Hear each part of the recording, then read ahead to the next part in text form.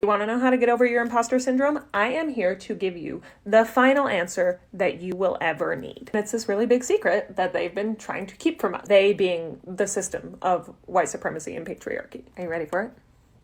It's not real. Don't get me wrong. The feelings of not enoughness are very real, but those feelings did not become pathologized into the term imposter syndrome until women started entering the workplace. Fully qualified, high-achieving women entering the workforce experiencing feelings of not enoughness. And they assumed they were the problem. Those internal feelings of not enoughness was theirs to fix. But what was not acknowledged was the fact that these workplaces were not created by or for women to be working in them, let alone women of color. This is a quote from Rushika Tulshan and Jodi Ann Burry's article called Stop Telling Women They Have Imposter Syndrome, published in the Harvard Business Review in 2021. Imposter syndrome puts the blame on individuals without accounting for the historical and cultural contexts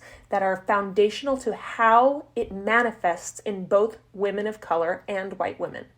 Imposter syndrome directs our view towards fixing women at work instead of fixing the places where women work. Friends, of course we experience feelings of not enoughness when we step into spaces that were not made for us to be participating in them. But it is not your responsibility to fix yourself in order to fit into that workplace that was not designed for you. So the next time you feel that thought creep up of, I'm not enough, I shouldn't be here, I don't deserve this, I want you to take a look at the systemic structure of your surroundings and ask, is it really me? Or is this some patriarchal bullshit?